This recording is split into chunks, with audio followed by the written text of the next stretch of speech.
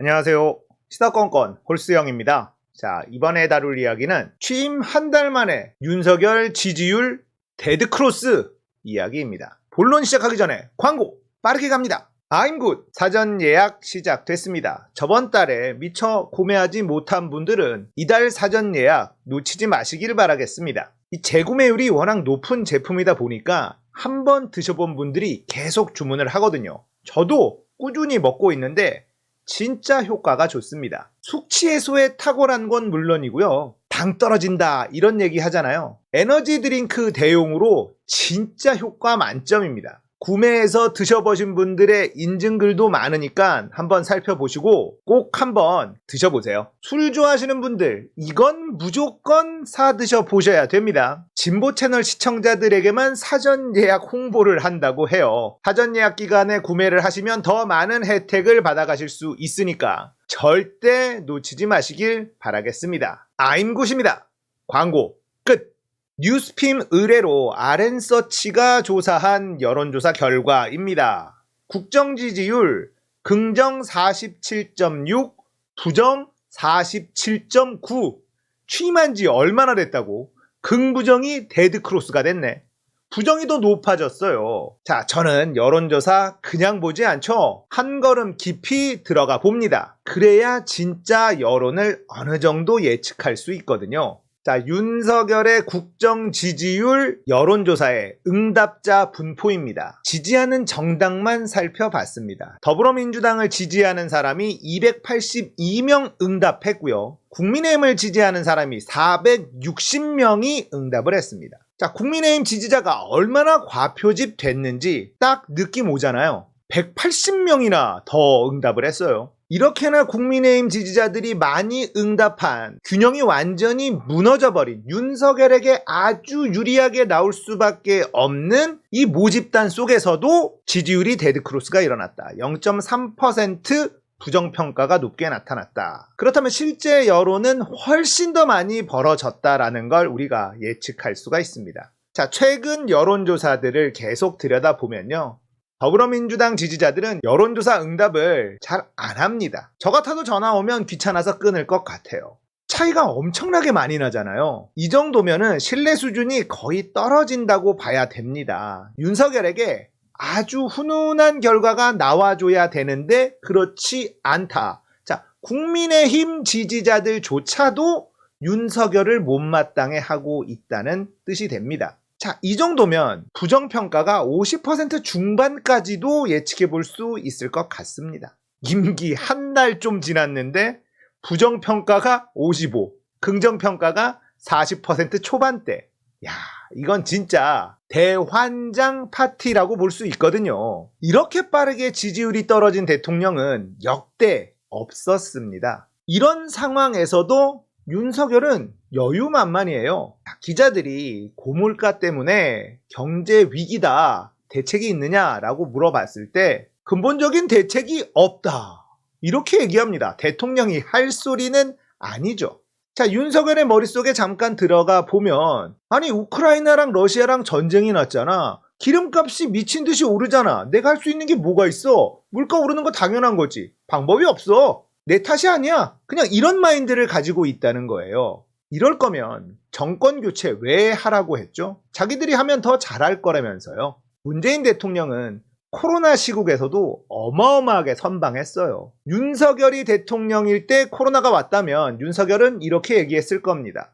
코로나 때문에 답이 없습니다. 코로나가 잦아드는 걸 기다리는 수밖에는 없어요. 그냥 이랬을 거예요. 많은 국민들은 코로나로 사망했을 겁니다. 자, 윤석열은 이렇게도 이야기합니다. 가뭄 대책 없느냐? 7월 되면 좋아진다. 그런 말을 누가 못해요. 7월 가서 장마 기간 오면 좋아지겠죠. 세상에 이런 대통령을 본 적이 없습니다.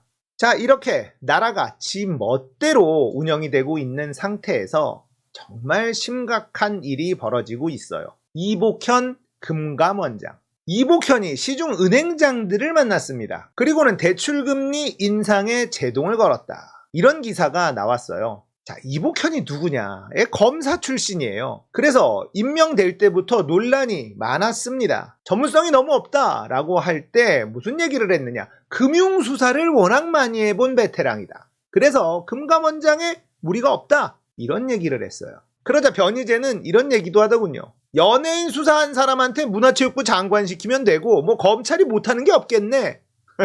그런 논리라면 모든 부처 다 할 수 있기는 하겠죠. 이 양반이거든요. 윤석열의 한 왼팔쯤 되는 인간입니다. 대출금리를 자제하게 만든 저 발언이 어떤 파장을 몰고 올지 아무것도 모르는 정말 무식한 인간이 금융의 금자도 모르고 경제의 경자 아니 기억자도 모르는 인간이 금융감독원장에 앉아 있다는 겁니다. 이거 진짜 심각하거든요. 자, 한국은행에서 기준금리를 계속 올리고 있습니다. 미국 연준이 금리를 엄청나게 올리고 있습니다. 0.75% 올렸죠. 자이언트 스텝이라고 부릅니다. 그리고 다음 달에 또 자이언트 스텝을 밟을 수 있다고 미리 얘기를 했습니다. 지금 현재 미국과 한국의 기준금리가 같아졌습니다. 다음 달에는 역전될 수 있어요. 이런 상태에서 시중은행에게 금리를 올리지 마라 이런 얘기를 한다는 건 진짜 위험한 발언이거든요. 왜 그런지 설명해 드리겠습니다. 한국은행은 은행에다가 돈을 빌려주는 은행이에요. 국민은행, 신한은행, 제일은행 이런 데다가 돈 빌려주는 곳이 한국은행입니다. 한국은행의 이자를 기준금리라고 불러요. 그러니까 시중은행은 한국은행에서 돈을 빌려다가 기업가 개인들에게 대출을 해주는 거죠. 자, 기준금리가 2%, 3%다. 그러면 시중은행의 대출금리는 5%, 6%, 7%가 될 수밖에 없겠죠. 기준금리가 올라가면 대출금리가 올라가는 건 어쩔 수 없는 일이다. 그런데 이복현은 대출금리를 인상하지 말래요.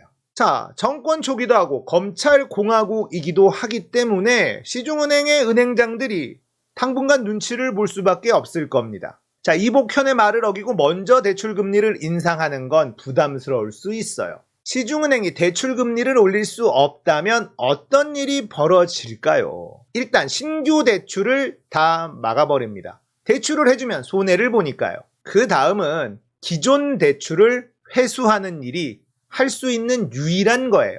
신규 대출을 해줘야 은행도 돈을 버는데 신규 대출이 막힌다? 그러면 돈 벌 방법이 없으니 기존 대출로 나가 있던 돈을 회수를 하는 수밖에는 없는 겁니다. 대한민국의 가계부채는 1800조입니다. 대출 상환기간 연장을 거의 다 막아버리고 자 이제 상환해라 라는 일이 모든 은행에서 벌어질 수밖에 없다는 겁니다. 그러면 서민경제 박살납니다. 진짜 1차원적인 생각만 하는 거예요. 대출금리 오르지 않게 하면 서민들이 좋아하겠지. 아주 1차원적인 무식한 아무것도 모르는 그런 발상이라는 겁니다. 자, 거기다가 더 무서운 건 뭐냐면요. 이복현이 이렇게 얘기했고 이게 윤석열 정부의 경제 기조인가 라고 한국은행이 잘못된 시그널을 받아들인다면 큰일 날 수 있다는 겁니다. 자, 일단 기준금리를 올리지 말자. 자, 미국은 자이언트 스텝인데 한국이 기준금리를 동결했다. 주식시장 2000포인트 그냥 와르르 무너집니다. 지금도 주식시장에서 외국인들의 바이아웃이 너무 심해요. 주가가 2400포인트까지 곤두박질 쳤습니다. 삼성전자가 오만전자가 돼버렸습니다. 그런데 미국과의 기준금리가 역전이 된다. 그것도 0.5%포인트 정도 그 이상 이러면 외국인들 엄청난 속도로 대한민국에서 탈출할 겁니다. 그러면 코스피는 2000포인트가 위험해질 수 있을 거예요.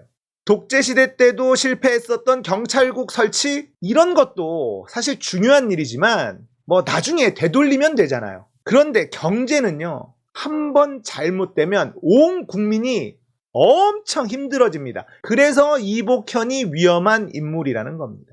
윤석열 정부 그래 마음대로 해봐라. 좋아 빠르게 가봐라. 이렇게 얘기하고 싶지만 이건 안 돼요. 금융수사를 많이 해서 전문성이 있다는 이복현. 이건 좀 막아야 됩니다. 오늘 이야기 여기까지예요. 공감되셨다면 구독, 좋아요, 알림 설정, 멤버십 가입 부탁드릴게요. 감사합니다.